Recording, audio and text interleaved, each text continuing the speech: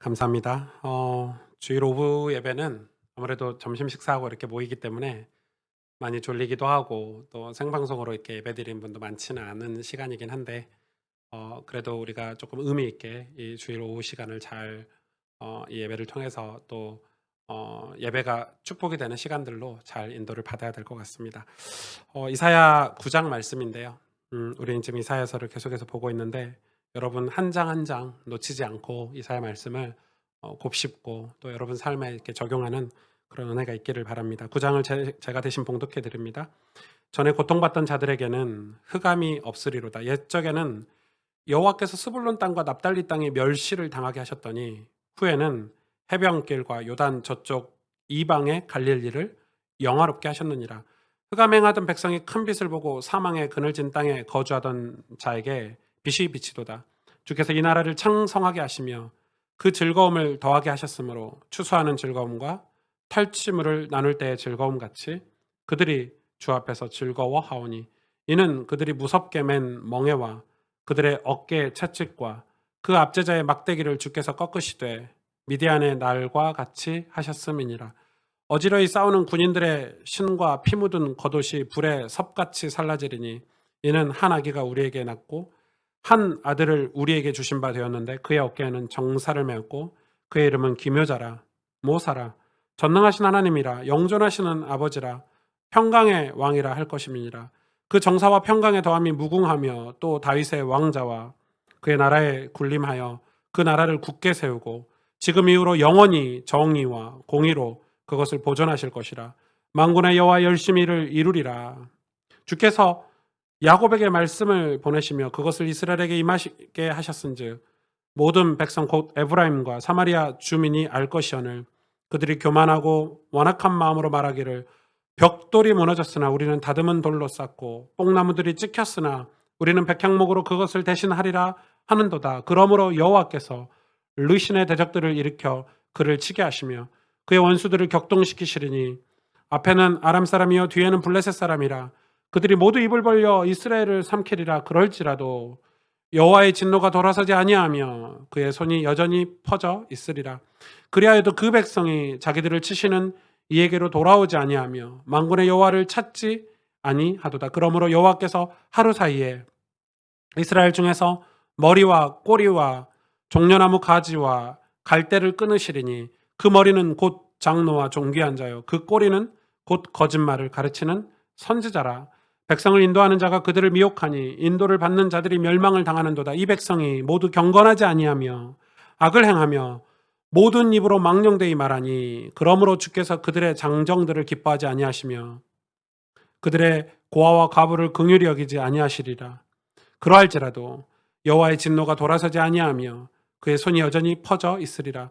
대저 악행은 불타오르는 것 같으니 곧 찔레와 가시를 삼키며 빽빽한 수풀을 살라 연계가 위로 올라가게 함과 같은 것이라. 만군의 여호와의 진노로 말미암아 이 땅이 불타리니 백성은 불의 섭과 같을 것이라. 사람이 자기의 형제를 아끼지 아니하며 오른쪽으로 움켜질지라도 줄이고 왼쪽으로 먹을지라도 배부르지 못하여 각각 자기 팔의 고기를 먹을 것이며 므낫세는 에브라임은 므낫세를 먹을 것이요 또 그들이 합하여 유다를 치리라. 그럴지라도 여호와의 진노가 돌아서지 아니하며 그의 손이 여전히 퍼져 있으리라. 아멘.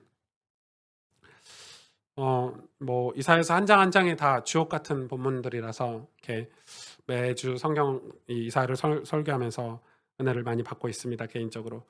오늘 이 9장 1절 시작할 때 보니까 전에 고통받던 자들이라는 단어가 나옵니다.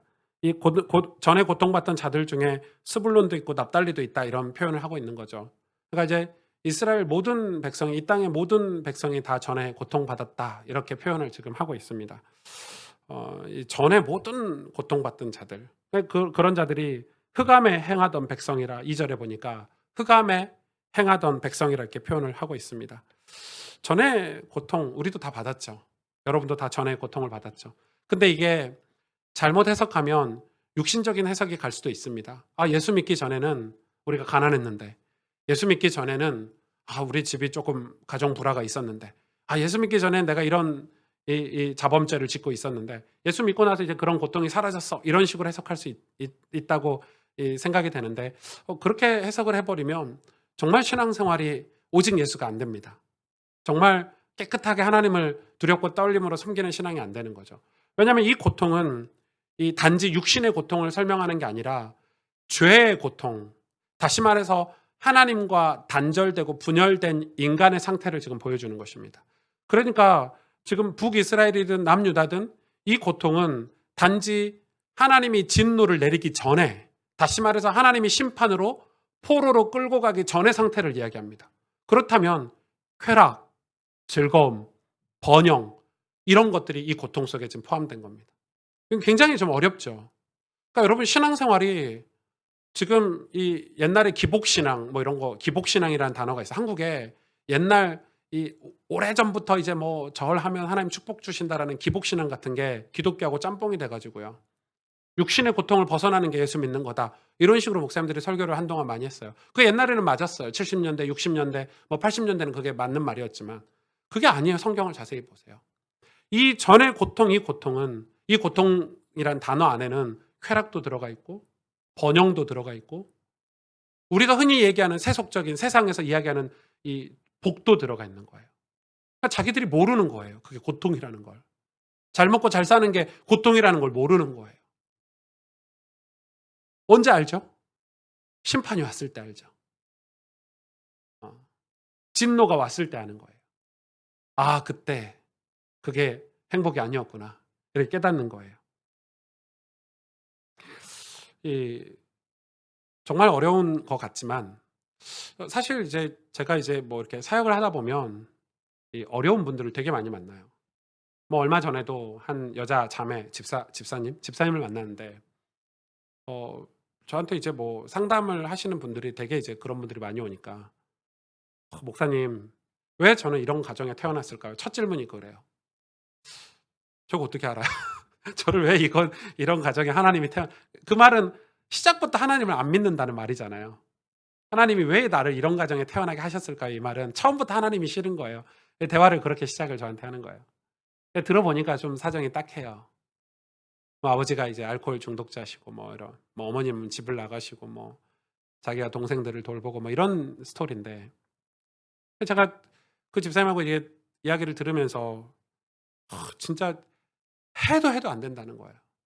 노력을 얼마나 많이 하고 자기가 돈 벌어 가지고 뭐 그러니까 이게 가만히 듣고 보면 어떻게 보면 그 자기 자랑 같은 내가 얼마나 열심히 해서 우리 아버지도 챙기고 동생들도 챙기고 뭐 이런 얘기예요. 대화를 들으면서 결론적으로 얘기했어요. 집사님, 자매님 그 예수님 믿으셔야 될 것 같은데요. 그랬더니 아니 목사님 그거 말고 이러면서 얘기를 하시더라고요. 보는 게 서로 관점이 다른 거죠. 여러분 그러면 예수님 믿으면 그 문제가 해결이 되나요? 여러분 인생 살면서 이 땅에 이 말세 때라고 하는 고통이 가득하다고 하는 이 죄악이 관영된 이 시대를 살면서 우리가 그런 문제들이 해결이 될까요? 근데 저 이해는 가고 마음이 아프더라고요. 태어났는데 그런 가정에 태어나는 거야.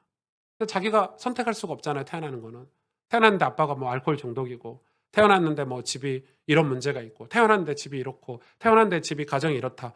그거 어떻게 할 수 없는 거잖아요. 그런 고통을 마주하는 수많은 사람들이 많은 거예요. 너무너무 많은 거죠. 왜 그렇죠 근데? 그게? 죄에 대한 고통이에요. 그걸 깨달아야 돼요 여러분. 그게 죄에 대한 고통이라니까요. 우리가 죄인이기 때문에 받는 고통이에요. 그걸 여러분이 인정해야 돼요. 그래서 여러분 구약 성경 내내 하나님은 진노의 하나님, 공의의 하나님, 정의의 하나님 계속해서 그 이야기가 나와요. 그래서 구약을 계속 읽고 있으면 굉장히 머리 아프지 않으세요? 계속 진노받고 공의의 하나님께서 혼내고 여러분 계속 그러는 거예요. 그런데 이 기독교가 종교적으로 따지면 다른 종교보다 훨씬 고등 종교라고 종교학자들이 평가하는 게 있어요. 다른 종교들은 너희들의 잘못, 너희가 열심히 노력해서 해결해. 이게 다른 모든 종교가 다 그렇게 얘기해요. 그러나 기독교는 달라요. 하나님은 공의의 하나님이시기 때문에 우리가 지은 죄에 대해서 반드시 진노하시고 공의의 하나님이시기 때문에 그 죄의 값을 찾으세요. 그래서 이 구약 성경 내내 하나님은 그거에 대해서 진노하시고 죄 지은 거에 대해서 설명하시고 그러면서 하나님은 그 뒤에 이면에 열심히 일하신 게 있어요. 그게 뭐죠? 당신이 그 죄를 대신 짊어지겠다는 거예요. 구약 성경 내내 하나님이 계획하신 게 뭐였냐면 십자가를 계획하고 계셨어요. 그래서 결국은 독생자 예수 그리스도를 보내셔서, 그래서 기독교는 정의와 공의만 얘기하면 안 돼요. 정의 플러스 뭐가 있어야 되죠? 십자가 사랑이 있는 거예요. 하나님은 그거 감당하셨어요. 왜? 우리는 그거 감당 못해요. 우리는 우리의 죄값을 감당을 못해요. 세상에 어떤 신이, 어떤 종교가, 어떤 교주들이 대신 그걸 감당해 준다고 얘기합니까? 성경밖에 없어요. 예수님밖에 없어요. 중요한 것은 그럼 구약 성경 내내 그 이야기를 왜 하시냐? 깨달아야 되는 거예요. 내가 죄인인 걸 내 고통을 깨달아야 돼요. 여러분, 이게 정말 어려워요. 어렵지만 정말 성경을 가지고 여러분, 우리가 이사야를 말씀을 보면서 여러분 진짜 구원의 기쁨이 회복됐으면 좋겠어요. 정말 예수님 만나면 예수님 만났을 때 그 완전한 구원의 희열이 전 가스펠교회 성도들에게 있었으면 좋겠어요. 그런데 보세요. 이게 이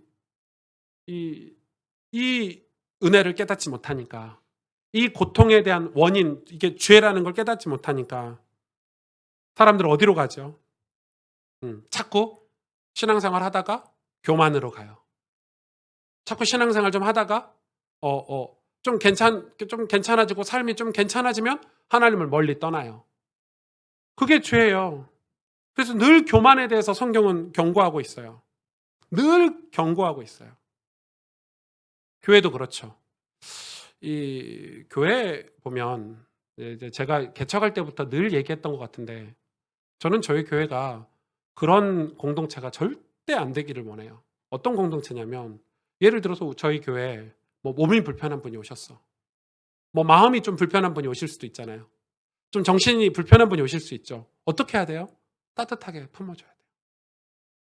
혹시 우리 교회에서 신앙생활을 같이 하다가 어떤 사건으로 인해서 뭐 감옥에 갔다 오셨다. 그럼 어떻게 해야 돼요? 따뜻하게 맞아야 돼요. 그게 어렵다고요. 왜요?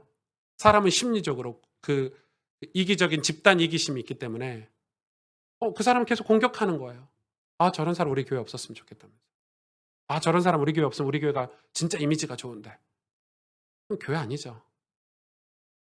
얼마 전에 돌아가셨죠. 몇 년 전에 돌아가신 프랑스의 진짜 유명한 인류학자 르네 지라르라는 사람. 발음을 잘해야 되는데. 르네 지라르라고 정말 좋아하는 분인데, 이분 책을 다 보진 않았어요. 책이 좀 어려워서. 제가 그분의 책을 여러 권 읽었는데 그중에 하나 희생양이라는 책이 있어요. 이분이 세계적인 그런 이 학자인데 우리 청년들은 좀 읽어봐도 좋을 만큼 아주 좋은, 이 사람이 인류의 죄성을 다루는 책들을 많이 썼는데, 인류학자인데 프랑스 사람이에요. 미국에서 교수를 하셨지만 이분이 하는 얘기가 정말 일리가 있어요. 어떤 시대든지 국가든지 뭐 종교 단체든지 어떤 공동체가 형성이 되면 그 공동체가 완벽할 수 없잖아요. 그렇기 때문에 반드시 뭘 찾냐면 문제가 생길 때마다 희생양을 찾는다는 거예요. 그래서 희생양을 찾아가지고 거기다 다 뒤집어 씌운다는 거예요. 책임자 한 명을 찾아가지고 그 사람한테 책임을 다 뒤집어 씌워서 폭력성을 가한대요. 그럼 놀랍게 그 공동체 모든 사람들은 그거에 같이 동조한다는 거예요. 그럴 수 있겠죠. 여러분, 근데 놀랍게 교회도 그랬어요. 중세교회가 흑사병에 걸려가지고 전염병이. 근데 그 당시에는 과학기술이나 의료기술이 발달하지 않았기 때문에 이 흑사병을 정말 무서운 하나님의 진노라고 생각했어요. 그래서 그 당시는 국가가 이 흑사병을 컨트롤할 수 있으면 좋은데 국가 위에 뭐가 있었냐면 교황청이 있었어요. 교회가 국가보다 권력이 더 셌단 말이에요. 그러니까 교회에서는 그 책임을 어딘가에 지어야 되겠는데 누구한테 지었죠? 신앙생활 안 하는 사람한테 그 책임을 지은 거예요. 그게 마녀사냥의 시작이에요. 뭐 이상하게 뭐 점쟁이나 약간 다른 신을 섬기는 사람들을 잡아 죽이기 시작했어요. 불태우고 화형시켰어요. 심지어는 종교 의식을 하면서 마을마다 그런 사람들을 잡아 죽이려고 혈안이었어요. 모든 사람이. 알고 봤더니 흑사병이 이제 한 100년쯤 지나서 과학이 발달하고 의료가 발달하고 그 당시 흑사병 시대를 쳐다보니까 이런 논문도 있었죠. 이런 내용도 있었죠. 그 흑기사들과 사제들이 같이 마을마다 돌아다니면서 마녀들을 찾았는데 그렇게 돌아다니면서 흑사병을 전염시켰다는 거예요. 그 사람들 안 돌아다녔으면 퍼질 일이 없는 거잖아요. 그 당시에는 이 대면하는 시대가 아니니까. 그런 얘기도 있어요. 그만큼 교회가 집단 이기주의에 빠져가지고 마녀 사냥을 하던 때도 있었어요. 제가 무슨 얘기를 하고 있습니까? 교회가 죄인들이 올 수 없는 곳이 되면 안 되는 거예요. 왜냐하면 이걸 상실해버려요. 나는 이제 깨끗해. 나는 이제 뭐 장로고 권사인데 나는 목사인데 이렇게 되는 거예요. 교회가 어떻게 돼요? 내가 전에 받았던 고통을 다 까먹고 있으면 안 되는 거예요. 사람도요. 인간도 내가 누군가에게 은혜를 받았으면 선생님이든 친구든 부모든 은혜를 받았으면 그 은혜 갚으면서 살아야 사람다운 사람인 거예요. 맞죠? 우리가 억만 죄악 가운데서 하나님 떠난 지옥 갈 수밖에 없는 죄에서 십자가의 사랑으로 구원받은 우리가 언제 우리가 우리 의로 구원받았다고 이 강도 같은 사람들, 고아 같은 과부 같은 사람들을 정죄하고 손가락질합니까? 그런데 교회가 그런다니까요. 집단으로 그것도. 특히 목사들도. 그래서 여러분 목사들은 교역자들은 은혜 받아야 돼요. 사역을 잘하려고 하면 안 돼요. 목사들이 매일 십자가로 내 영혼을 관리하지 않으면 내가 은혜를 받지 않으면 이 똑같은 설교인데 이 설교로 사람을 정죄하고 죽이는 설교를 할 수밖에 없는 거예요. 전 우리 교회가 그런 은혜가 있었으면 좋겠어요. 몇 년씩 어디 갔다가 탕자처럼 돌아오면 잔치해주고 그리고 탕자의 형들이 되지 마세요. 그게 우리 교회였으면 좋겠어요. 오늘 제가 왜 이 서론의 이야기를 하냐면 이 북이스라엘 공동체 어떤 공동체예요? 이기적인 공동체죠. 남유다하고 베냐민 지파 아주 연약한 이 지파들 지형도 어렵고 땅도 작고 연약한 동생들 그냥 놔두고 열 형제들이 열 지파들이 큰 넓은 땅에 공동체를 형성했어요. 어떤 공동체냐? 나는 이제 다윗의 언약의 계보 안 믿겠다. 우리는 훌륭한 왕을 세우고 강대국이 되고 싶어 해서 분리가 된 거예요. 북이스라엘 남유다. 엄청난 공동체를 형성했어요. 그러니까 하나님이 그 북이스라엘의 엄청난 공동체를 형성했는데 하나님 보시기에는 악한 나라가 되는 거죠. 그래서 상관하지 않았어요. 그들은 교만했어요. 왕들을 언약의 계보, 예수 그리스도의 계보 관심도 없는 그런 땅이에요. 북이스라엘은 이기적인 공동체고 남유다를 시시탄탄 괴롭히고 공격하고 무너뜨리려고 했어요. 그런 북이스라엘 중에 특이한 두 지파, 바로 오늘 제목인 스불론과 납달리. 여러분 이거 진짜 기억하고 계셔야 돼요. 스불론과 납달리를 하나님이 영화롭게 하셨대요. 이해가 안 돼요, 저는. 그래서 이번 주 내내 스불론과 납달리에 대해서 공부하고 자료를 찾아보고 너무 놀라운 사실을 발견하게 됐어요. 이 스불론과 납달리도 그 열 지파에 속한 북이스라엘에 속하니까 이 악한 공동체 일원이잖아요. 하나님을 배반하고 배신하고 떠났던 공동체인 거예요. 그래서 이 열왕기하 15장 29절에 보니까 이스라엘 왕 베가는 북이스라엘의 왕이죠. 베가 때 아수르 왕 디글랏 빌러셀이 와서 정확히 하면 디글랏 빌러셀 3세인데 이용과 아벨멧 마아가와 야노아와 게데스와 하솔과 길르아가 갈릴리는 이 스불론이에요. 스불론이 갈릴리거든요. 갈릴리와 납달리 온 땅을 점령하고 그 백성을 사로잡아 아수르로 옮겼더라. 그 말은 무슨 말이에요? 지금 북이스라엘이 망한 걸 얘기하는 거예요. 망해버렸어요. 아수르의 포로가 되고 나중에는 바벨론의 포로가 되고 얼마나 하나님의 진노 가운데 있었는지 북이스라엘이 그런 북이스라엘 공동체 하나님 아수르에게 완전 점령당하고 유린당하게 만들어요. 왜? 왜 고통을 당했죠? 하나님 섬기지 않았으니까. 죄 때문에. 당연히 전부 포로로. 근데 하나님이 이 북이스라엘에게 진노를 허락하신 것은 그냥 허락하셨을까요? 아니에요. 우리 자꾸 여기서 이 한 가지 짚고 넘어가야 될 게 있는데, 진노는 전부 이유가 있고 원인이 있어요. 우리는 아무런 잘못이 없는데, 하나님 내가 예수님 잘 믿고 교회 잘 다니고 11조 잘하고 집사 장로 권사 잘 되고 평생 예수 잘 믿었는데 왜 나에게 이런 진노를 주십니까? 라고 많은 성도들이 불평하는데, 정말 잘 믿으셨습니까? 정말 온전히 섬겼습니까? 그렇다면 그런 불평 자체가 나올 수가 없어요. 북이스라엘 역사 속에서도 훌륭한 왕들이 많이 나왔어요. 그래도 북이스라엘도 이스라엘이잖아요. 12지파가 하나님의 선택받은 민족들이잖아요. 그러니까 자기들이 진노를 당하고 어려움 당할 때 왕들 중에서 몇몇 왕들은 그래도 우리가 하나님 앞으로 돌아가야 되지 않겠냐, 우리가 말씀으로 돌아가야 되지 않겠냐 해서 그걸 회복하려고 했던 왕들이 조금 있었어요. 그런데 놀랍게 열왕기 상하, 역대 상하를 읽어보면 여러분 보셨을 거예요. 그렇게 하려는 왕들도 뒤에서 하나님 앞에 예배하고 회복을 다 100% 한 게 아니라 예배도 회복하고 말씀도 회복하는 것 같은데 작은 산당들을 남겨뒀다. 그런 기록들이 많아요. 작은 산당은 뭐예요? 이런 거죠. 뭐 다산의 신, 뭐 풍요의 신. 하나님을 섬기면서도 이건 포기 못해. 그런 산당들을 이 북이스라엘의 여러 왕들이 그걸 남겨놓은 거예요. 하나님 제일 싫어하는 게 우상인데요.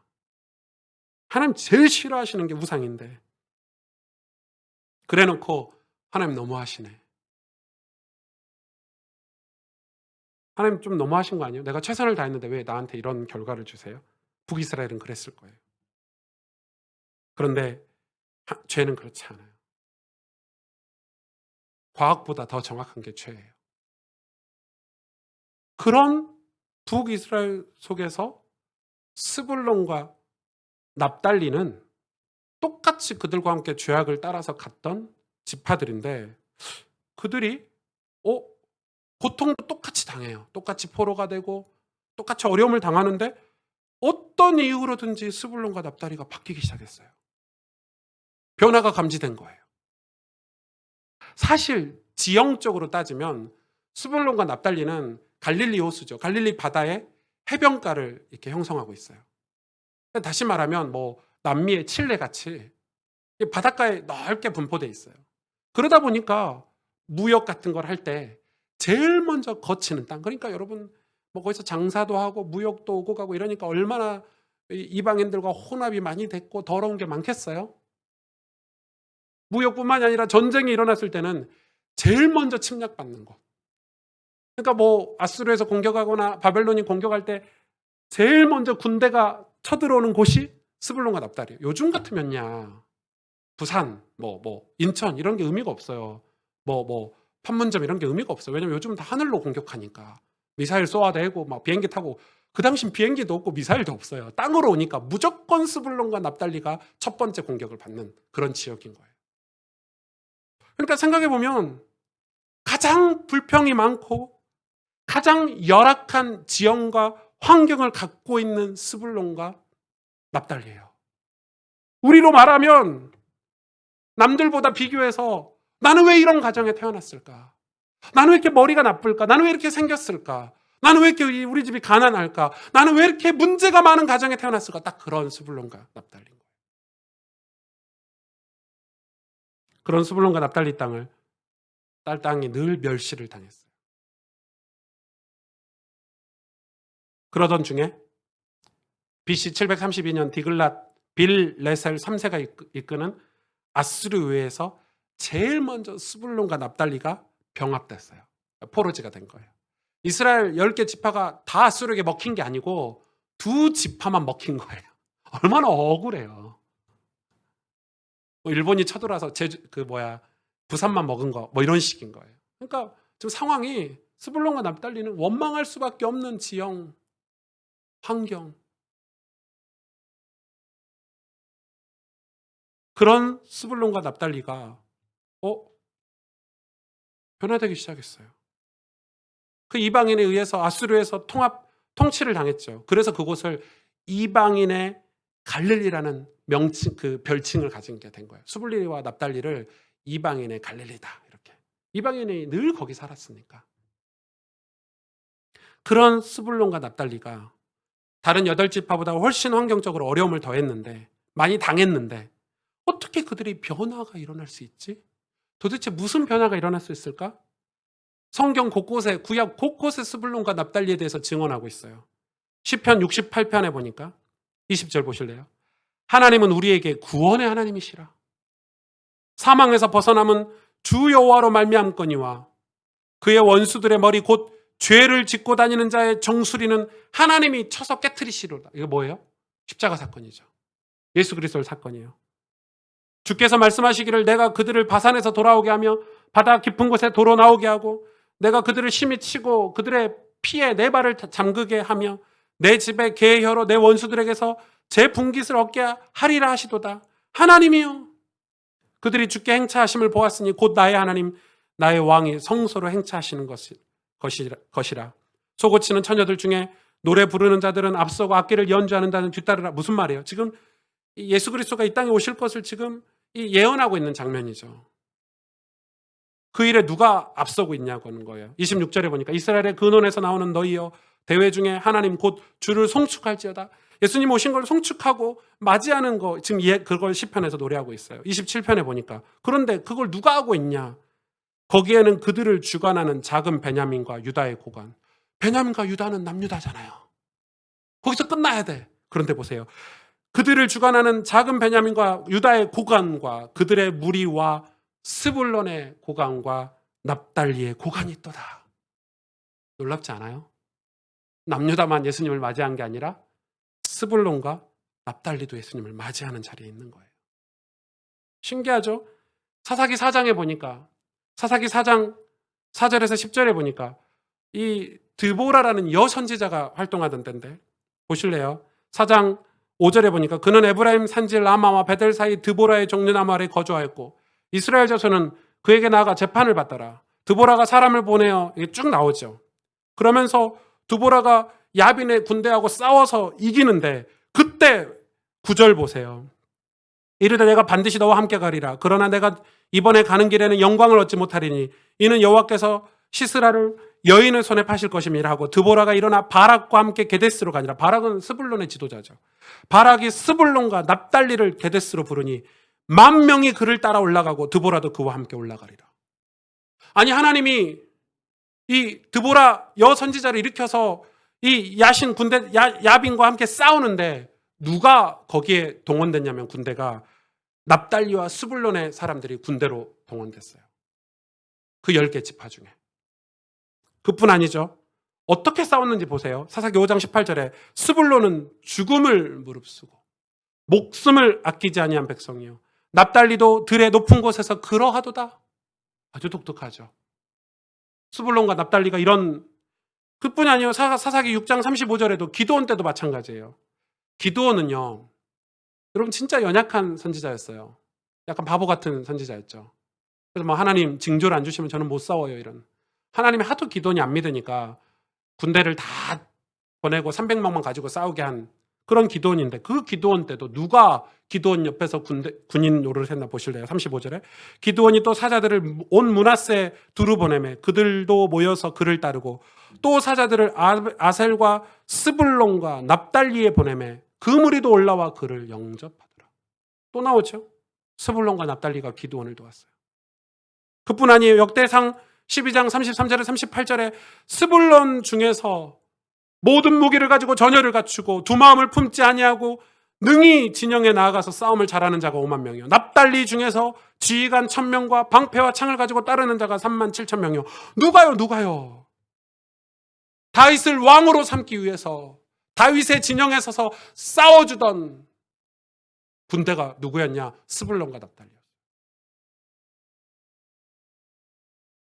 여러분 좀 놀랍죠? 단지 군대 동참해가지고 싸웠다. 이거 아니죠. 이렇게 왜 스불론이 도대체 하나님을 위해서 이렇게 많이 싸웠냐? 도대체 스불론과 납달리는 무엇을 바라보았냐? 오늘 본문에 증거하고 있어요. 9장에. 9장 2절에 보니까 흑암에 행하던 백성이 스불론과 납달리를 이야기해요. 큰 빛을 보고 사망의 그늘진 땅에 거주하던 자에게 빛이 비추도다. 스불론과 납달리 땅 그들이 뭘 봤냐면 흑암 중에 행하던 똑같은 북이스라엘이었는데 큰 빛을 봤대요. 그 큰 빛이 뭐예요? 6절에 이는 한 아기가 우리에게서 낳고 한 아들을 우리에게 주신 바 되었는데 이사야의 세 번째 예수 그리스도에 대한 징조죠. 그는 어깨에 정사를 메었고 그의 이름은 기묘자라 모사라. 기묘자 모사는 카운셀러라고 할 수 있죠. 우리를 도우시는 분이에요. 우리의 구원을 도우기 위해서 이 땅에 오신 예수 그리스도. 전능하신 하나님이라 영존하신 아버지라 평강의 왕이라 샬롬 왕이에요. 다시 말해서 만군의 여호와 하나님께서 징조로 주신 예수 그리스도를 큰 빛 그리스도를 스불론과 납달리가 어떻게 들었는지 어떻게 누구에게 들었는지 그 빛을 보게 되었어요. 원래는 흑암 중에 행하던 멸시를 당하던 스불론과 납달리였는데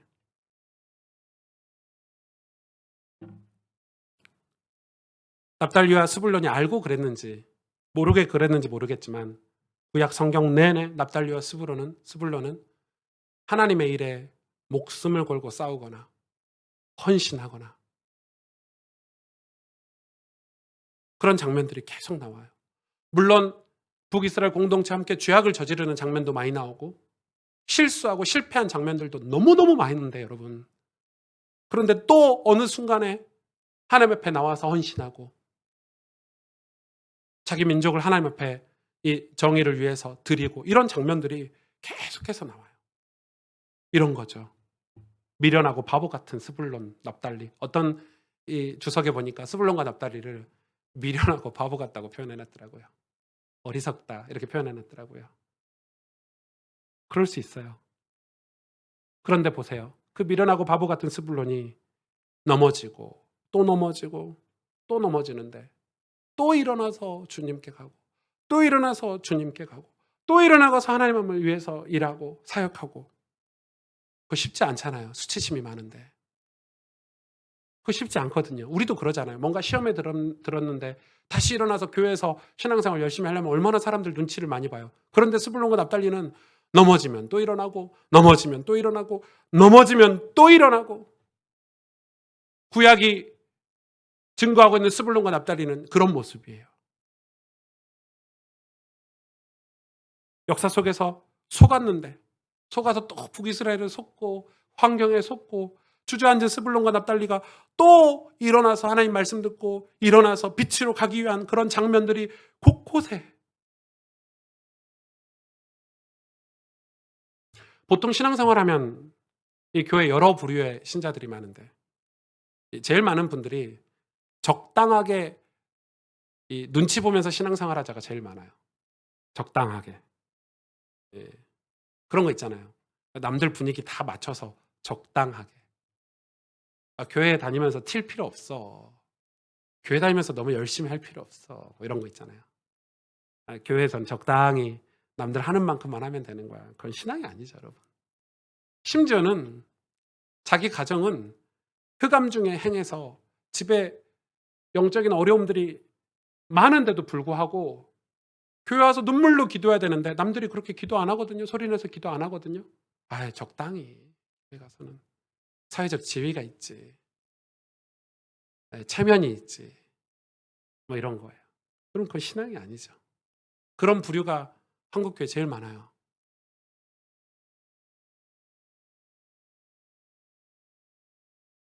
목사들도 그렇죠. 자기 영혼을 파는 거예요. 신앙 양심을 파는 거죠. 여러분 포로로 결국은 끌려갔을 때 다 포로로 가면서 하나님을 원망했어요. 근데 여러분 똑같이 포로로 끌려가는데 다니엘, 사드락, 메삭, 아벳느고는 달랐어요. 달랐어요. 다 포로로 끌려가가지고 바벨론에게 줄을 서고 있는 시국에 하나님 도대체 우리가 왜 포로로 끌려갑니까? 우리의 죄를 회개합니다. 그게 다니엘이에요. 포로 생활을 오래 해서 익숙해져서 이제 그 나라의 지도자가 돼 있는 느헤미야는 고국의 자기 성벽이 악한 자들에 의해서 성벽이 무너지고 농락당하고 침략당하고 성벽이 불탄다는 소리를 듣고 가슴을 치면서 하나님 앞에 밤새 울었어요. 이때를 위해서 하나님이 나를 준비시킨 거구나.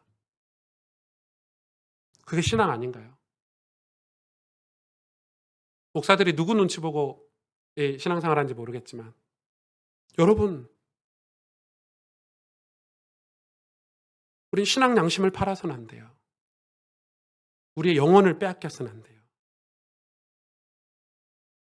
그러나 최선을 다해서 납달리 스불론은 열악한 상황인데 주님을 위해서 싸우고 어둠과 싸우고 얼마나 넘어지기는 많이 했는지.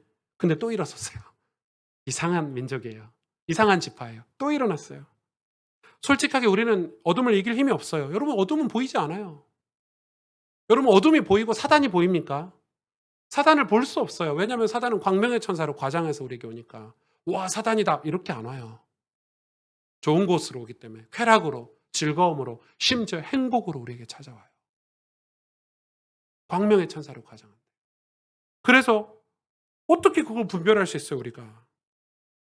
그런 사단이 와가지고 우리 가정을 쑥대밭 만들어 놓고 교회를 공격하고 우리 자녀들을 공격하는데 가만히 보고 있고 당하고만 있어야 돼요. 개인적으로 저는 힘없는 목사잖아요. 여러분, 제가 뭐 인스타에 글 하나 올린다고 누가 보기라도 합니까? 솔직히 말해서. 저도 알아요. 제가 무슨 목소리 낸다고 해서 저희 교회 성도님들 한 100여 명 우리 교회 성도님들이나 좀 들어주시지, 아무도 제 얘기를 듣는 사람, 귀 기울이는 사람, 제가 영향력이 있질 않아요. 그래도 외쳐야죠. 그래도 죄를 죄라고 얘기해야죠. 그래도 교회를 공격하면 얘기해야죠. 왜요? 그래도 우리 성도님들, 우리 자녀들을 하나님께로 인도하는 지도자인데, 주의 종인데 성공하려고, 잘 먹고 잘 살려고 양심을 팔아서는 안 돼요, 목사는.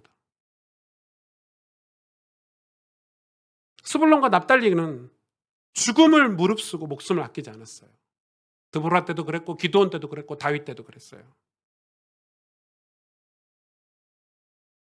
그런 스불론과 납달리를 신약에서 어디서 찾을 수 있는 줄 아세요? 정말 놀라웠어요. 저는 정말 소름이 너무 돋았어요. 마태복음 4장 보세요. 마태복음 4장 12절에 16절에 예수께서 요한이 잡혔음을 들으시고 갈릴리로 물러가셨다가, 예수님이 어디로 갑자기 가셨냐면요, 갈릴리로 가셨네. 원래 예수님은 갈릴리에 가실 분이 아니에요. 요한이 이제 잡히고 나서 갈릴리로 사역지를 옮기셨어요. 이사했다 이 말이에요. 보세요, 13절. 나사렛을 떠나 스불론과 납달리 지경 해변에 있는 가버나움에 가서 사시니. 어디 가서 사셨다고요? 납달리하고 스불론에 가셔서 사셨어요. 더 놀라운 거는 14절. 오늘 본문 이사야서 9장을 성취하기 위해서 이는 이사야 선지자를 통하여 하신 말씀을 이루려 하심이라 일렀으되 스불론 땅과 납달리 땅과 요단강 저편 해변길과 이방의 갈릴리요. 다 스불론과 납달리를 가리키는 한 줄이에요. 흑암에 앉은 백성이 큰 빛을 보았고 사망의 땅과 그늘에 앉은 자들에게 빛이 비쳤도다 하였느니라. 스불론 땅과 납달리 땅의 사람들이 진짜 큰 빛을 진짜 본 거예요. 이제 예수님이 거기 오신 거예요, 직접. 예수님은 세례 요한이 잡혀가고 죽자 이 북쪽 끝 갈릴리 호수 바닷가가 있는 스불론과 납달리에 있는 가버나움으로 가셔서 정착하셨고 성장하셨고, 놀랍게 거기서 처음으로 천국 복음을 전파하셨어요. 그 지역이 바로 스불론과 납달리예요. 별로 안 놀라시네요. 저는 정말 소름 돋았어요. 보실래요? 더 확인해 볼게요. 증명해 볼게요. 마태복음 4장 17절에서 25절에 거기서 성장하시고 거기서 예수님이 공생의 사역을 스타트하셨는데 그 스타트 장면이 오늘 4장 17절에 나와요. 이때부터 예수께서 비로소 전파하여 이르시되 회개하라 천국이 가까이 왔느니라. 누구에게요? 스불론과 납달리 땅에게. 예수님이 처음 전한 천국 복음을 누가 제일 먼저 들었냐면 스불론과 납달리 땅 사람들이 제일 먼저 들었어요. 갈릴리 해변에 다니시다가 더 놀라운 거 18절부터 두 형제 곧 베드로라 하는 시몬과 그 형제 안드레가 바다에 그물을 던진 걸 보시니 그들은 어부라. 말씀하시다를 따라와라. 내가 너희를 사람을 낚는 어부가 되게 하리라. 그들이 곧 그물을 버려두고 예수를 따르니라. 그 뒤에도 세데베 아들 야고보, 그 형제 요한. 감 오시나요? 예수님의 수제자들이 다 누구예요? 스불론과 납달리 출신들이에요. 거기 살던 사람들이에요. 하나님 쓰신 사람들이 스불론과 납달리 땅에 있는 사람들을 하나님이 천국 복음을 전파하기 위해서 예수님이 제자로 컨택한 사람들이에요. 더 놀라운 거 23절부터 예수께서 온 갈릴리에 두루다니사 그들의 회당에서 가르치시며 천국 복음을 전파하시며 백성 중에 모든 병과 모든 약한 것을 고치시니 누굴 고쳐주셨어요? 스불론과 납달리 땅을 다 고쳐주셨어요. 위로하셨어요. 구약 내내 빛으로 나아가려고 했던 그 민족, 버려진 민족 같은 그 민족 잊지 않으셨어요. 24절 그의 소문이 온 수리아에 퍼진지라. 심지어는 전 세계 퍼져가지고 이제 남들이 침략하던 땅 스불론과 납달리에 사람들이 몰려들기 시작했어요. 뭐 하려고요? 사람들이 모든 앓는 자, 곧 각종 병에 걸려서 고통당하는 자, 귀신 들린 자, 간질하는 자, 중풍병자들을 데리고 오니 그들을 고치시더라. 어디에서요? 스불론과 납달리에서요. 어떤 땅이 됐어요? 치유의 땅이 됐어요.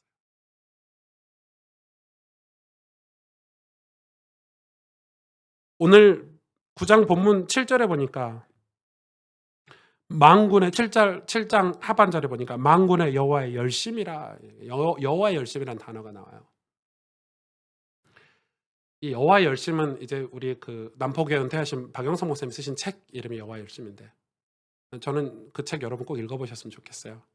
책은 겁나 어려워요. 그분 설교도 어려워요. 사실 듣고 신학생들도 어려워하는 설교인데 그 하나님의 열심이 얼마나 은혜가 되든지 저는 하나님이 지금 뭐가 열심이신 거예요? 우리에게 예수 그리스도를 깨닫게 하시려고 구약 내내 장치를 걸어두신 거예요.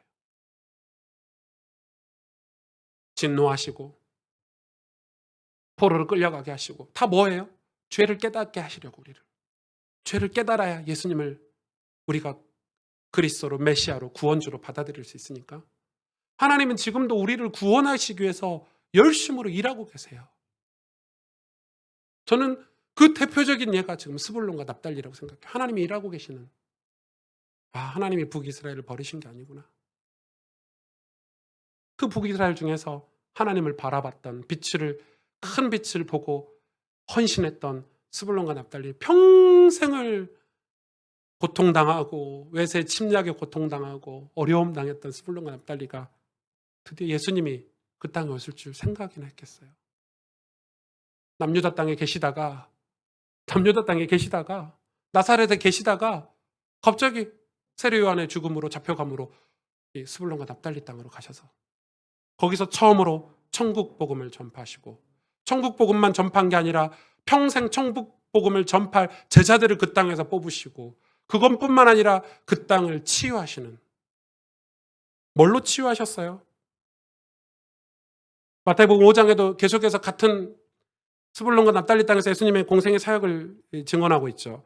예수께서 무리들을 보시고 산에 올라가 앉으시니 제자들이 나온지라. 입을 열어 가르쳐 이르시되 심령이 가난한 자는 복이 있나니. 여러분 너무 잘 아시죠? 산상순. 천국이 그들 것이며 애통하는 자는 복이 있나니 그들이 위로를 받을 것이며. 제가 이거를 스불론과 납달리 입장에서 읽으니까 눈물 나더라고요. 이해가 돼요. 이게 막 감정이입이 되는 거예요. 스불론과 납달리 입장에서 이걸 읽어보세요. 온유한 자는 복이 있나니 그들이 땅을 기업으로 받을 것이며 의에 주르고 목마른 자는 복이 있나니 그들이 배부를 것이며 긍휼히 여기는 자는 복이 있나니 그들이 긍휼히 여김을 받을 것이며 마음이 청결한 자는 복이 있나니 그들이 하나님을 볼 것이며 화평케 하는 자는 복이 있나니 그들이 하나님의 아들이라 일컬음을 받을 것이며 의를 위하여 박해받는 자는 복이 있나니 천국이 그들의 것임이라. 나로 말미암아 너희를 스불론과 납달리를 욕하고 박해하고 거짓으로 너희를 거슬려 모든 악한 말을 할 때에는 너희에게 복이 있나니 기뻐하고 즐거워하라. 하늘에서 너희의 상이 큼이라. 너희 전에 있던 선지자들도 이같이 박해하느니라. 정점. 스불론과 납달리 땅에서 산상순. 예수님 최고 메시지 아닙니까? 완전 영적인 메시지야. 이 땅에는 응답이 없어. 우리가 말하는 잘 먹고 잘 사는 응답이 아니라 천국의 위로와 천국의 소망을 그 땅 에서 처음으로 제자들과 무리들에게 선포하는 장면이에요. 이 아름다운 말씀 산상순을 이 말씀으로 별 볼 일 없는 스불론과 납달리의 이 활용 정점을 찍는 거예요. 이 천국 복음으로 스불론과 납달리 땅은 그렇게 천대받고 고통당했던 땅은 아름다운 땅, 천국 복음이 처음 전해지고 천국 복음을 전하는 제자들이 세워지고 천국 복음으로 많은 사람들을 불러들여서 치유하는 땅으로 바뀌어버린 거예요. 산상순의 축복을 받은 거예요. 위로죠. 하늘의 위로를 받은 거예요. 그런데 왜 나머지 이스라엘 사람들은, 북이스라엘 사람들은 이걸 이렇게 하질 못했죠? 이사야 오늘 9장 하반절에 8절, 9절에 이렇게 밝히고 있어요. 다 읽지 않아도 돼요. 8절에 주께서 야곱에게 말씀을 보내시며 말씀도 보내셨어요. 그것을 이스라엘에게 임하게 하셨으니 말씀도 임하게 하셨어요. 9절 모든 백성 곧 에브라임과 사마리아 주민 다 누구죠? 북이스라엘이거든요. 그들이 교만하고 완악한 마음으로 말하기를. 10절 보세요. 기가 막혀요. 벽돌이 무너졌으나 우리는 다듬은 돌로 쌓고 뽕나무들이 찍혔으나 우리는 백향목으로 그것을 대신하리로다. 뒤에 안 읽어도 돼요. 안 읽어도 돼요. 하나님이 죄의 값으로 진노로 벽돌을 무너뜨렸는데 그들은 더 다듬은 돌로 쌓아버렸고요. 하나님이 뽕나무들을 다 찍혀서 뽑히도록 황폐하게 만드셨는데 이스라엘 백성들이 거기에 백향목을 심어버렸어요. 무슨 말이에요? 하나님 진노해봐라. 우린 더 강대국을 만들 거야. 마치 바벨탑처럼. 니무롯이 세운 바벨탑처럼. 우리 언약 필요 없어. 복음 필요 없어. 예수님 필요 없어. 우리 북이스라엘은 강력한 나라를 만들 거야. 세계를 제패할 거야. 하나님이 뭐라고 그러시죠? 해봐. 오늘 그게 9장 하반절 내용이에요. 해봐. 여호와의 진노가 돌아서지 않을 거야. 해봐. 너네들 다 해봐. 불타오르는 섭과 같이 너희들이 타버릴 거야. 하나님 진노를 멈추지 않죠. 그 속에서 스불론과 납달리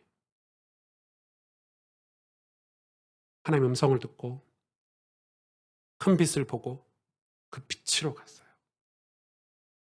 여러분 성도는 교회는 그 빛을 보고 예수 그리스도를 바라보고 가는 것이에요. 교회는 좌우가 없어요. 교회는 목사를 향해서 가는 게 아니에요. 우린 영원하신 다시 이 땅에 오실 재림주를 바라보고 가는 게 교회예요. 천국을 향해서 하는 게 신앙생활이에요. 이 땅은 고통이 계속 있어요, 여러분. 아유, 돈 좀 모아놓으면 고통 사라질 것 같습니까? 회사 하나 차려놓으면 결혼하고 애 낳고 나면은 고통이 사라질 것 같습니까? 없어요. 근데 뭐가 위로가 되는 줄 아세요? 예수님 우리에게 천국 복음을 들려주실 수 있는. 뭐가 위로가 되는 줄 아세요? 그 천국 복음을 전파하는 제자로 우리 가문에서 우리 후대들을 세우실 때. 뭐가 위로가 되는 줄 아세요? 그 산상수훈 같은 이 종교인들은 이기심 가득한 종교 공동체들은 이 산상수훈 설교도 하지 않아요. 안 맞는 말이에요. 자기들 설교하는 거하고. 예수 믿으면 복 받는다고 안 맞는 얘기예요. 그 복이 신앙생활 잘하고 헌금 잘하면 당신 사업도 축복해주고 자녀들도 잘 되게 해주고 안 맞는 얘기예요. 안 맞는 얘기예요. 산상수훈하고. 근데 이 산상수훈으로 우리 이 땅을 아름답게 만들어주는 위로해 주시는 하늘의 위로가 있는 스불론과 납달리 땅을 이렇게 축복해 주셨어요. 저는 교만하고 완악한 마음을 우리가 바꿔서 여러분 우리가 스불론과 납달리하고 비슷하잖아요. 해도 안 되는 문제들, 풀리지 않는 가정의 어려움들. 그래요. 포기하고 싶고 주저앉고 싶고. 근데 빛을 여러분이 보셨다면 그 예수님 큰 빛을 향해서 또 일어나시고 또 일어나고 또 일어나고. 근데 어느 날 그렇게 하다 보니까 하나님은 스불론과 납달리처럼 어떻게 하시죠? 우리에게 천국 복음을 들려주시는 거예요. 깨닫게 하시는 거예요. 우리 가문에서 천국 복음을 전하는 제자들이 일어나게 하시고, 그뿐이에요. 그 산상순 같은 그 아름다운 말씀으로 우리 가문과 우리 교회를 위로해 주시는 축복의 땅이 돼버렸어요. 그걸 위해서 우리는 경건을 회복해야 돼요. 왜냐하면 하나님이 이 북이스라엘을 이렇게 고발하고 계세요. 13절 보실래요? 9장 13절. 그리하여도 그 백성이 자기들을 치시는 이에게 돌아오지 아니하며 만군의 여호와를 찾지 아니하도다. 찾지 아니하도다. 그러므로 여호와께서 하루 사이에 이스라엘 중에서 머리와 꼬리와 종려나무 가지와 갈대를 끊으시리니, 그 머리는 곧 장로와 존귀한 영적 지도자들이죠. 타락한 지도자들. 그 꼬리는 곧 거짓말을 가리키는 선지자, 악한 선지자, 목사들이죠. 백성을 인도하는 자가 그들을 미혹하니, 백성을 미혹했어요. 여러분, 미혹당하지 마세요. 스불론과 납달리처럼 미혹당하지 마세요. 인도를 받는 자들이 멸망을 당하는도다. 미혹당하면 멸망당해야 돼요. 우리도. 17절에 이 백성이 모두 경건하지 아니하여 악을 행하며 모든 입으로 망령되이 말하니. 무슨 말입니까 지금? 미혹하는데 미혹을 그냥 당하면 우리는 그 결과를 받아들여야 되는 거예요. 스불론과 납달리처럼 그 미혹 속에서 빛을 보고 가라 이 말이에요. 그게 경건이에요. 경건은 이 기름 발라가지고 성경책 옆에 끼고 이렇게 거룩한 척 다니는 게 경건이 아니고, 뭐가 경건입니까? 하나님을 향해서 일어서는 것, 죄를 향하고 있다가 회개하고 하나님을 향해서 방향을 트는 것, 하나님을 가까이 하는 것, 야고보 사도가 얘기했던 것처럼 하나님을 가까이 하는 것, 그게 경건이에요. 스불론과 납달리처럼 생명 걸고 목숨 걸고 빛을 향해서 걸어갔던 것, 그게 경건한 신앙생활이에요. 그 경건을 통해서 뭘 주시죠? 하나님 은혜를 주세요. 여러분, 성경책을 펼치지 않는데 어떻게 깨달음을 주시고 성경 속에 은혜를 주십니까? 성경책을 펼쳐야 힘도 얻을 수 있죠. 경건을 회복해야 돼요. 왜냐하면 경건에서 은혜가 나와요. 여러분, 힘들더라도 매일 성경 읽으셔야 되고, 힘들더라도 매일 예배 드리셔야 되고, 은혜 받으셔야 돼요. 죽겠다고, 힘들어 죽겠다고 하는데 빛으로는 안 가요. 뒤에다는 산당 모셔놓고 있어요. 그럼 해결이 안 돼요. 빛으로 가야 돼요. 하나님의 열심으로 가야 돼요. 하나님 지금 일하고 계신다니까요. 그걸 향해서 가야 돼요. 넘어지고 또 넘어지면 다리를 일으켜 세워서 다시 십자가의 복음으로, 십자가의 예수 그리스도로 가야 되는 거예요. 가정이 여러분 쑥대박되면 그냥 포기하실 겁니까? 안 믿으면 포기하겠죠. 아유, 나도 몰라. 우리 엄마 아빠 구원 받든지 말든지 난 상관 안 해. 그거는 본인도 구원 안 받은 사람이에요. 내가 구원 받았는데 어떻게 내 아내나 내 자식이 지옥 가는 걸 그냥 둘 수 있어요? 생명 걸지. 아닌가요? 목사님, 장로님, 기도해 주세요. 저 진짜 은혜 받고 싶어요. 저 이런 문제가 있는데 정말 하나님 예수 믿고 싶어요. 그게 정상이에요. 도움 구하고 예배 나와서 기도하고 납달리 스불론처럼 포기하지 않고 가야 돼요. 그런데 어느 날 그 천국 복음 들려요. 들리는 정도가 아니야. 내가 그걸 전하는 제자가 돼. 우리 가문에 그런 제자들이 일어나, 우리 자녀들 쪽에서. 그 아름다운 산상수훈의 말씀으로 위로받고 치유받는 땅이 되는 거예요. 축복의 땅이 돼버렸어요. 너무 아름다운 땅이 됐죠. 여러분 인생, 우리 교회, 그런 아름다운 축복의 땅이 되기를 원합니다. 여러분 후대들이 그런 믿음의 열매를 맺는 은혜가 있기를 원합니다. 기도하겠습니다.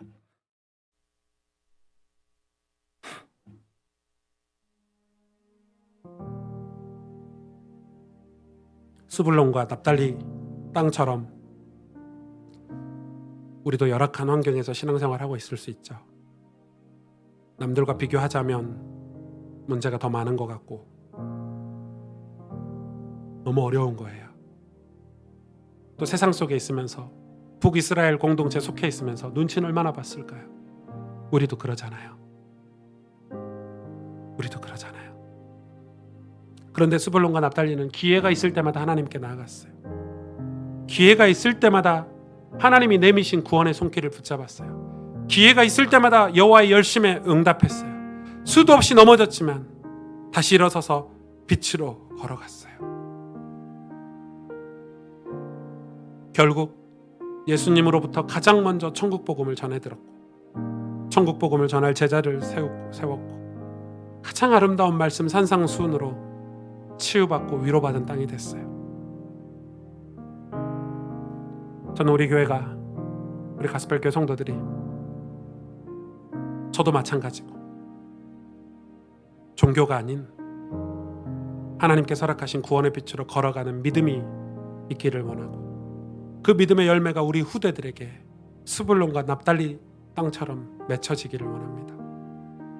예수님이 주인 되신 땅, 우리 인생이 그런 아름다운 축복의 땅이 되기를 소망합니다. 하나님, 이 스불론과 납달리를 영화롭게 하신 하나님, 우리에게 그 복을 허락해 주옵소서. 시간 함께 간절히 기도하도록 하겠습니다. 하나님 감사합니다. 주님,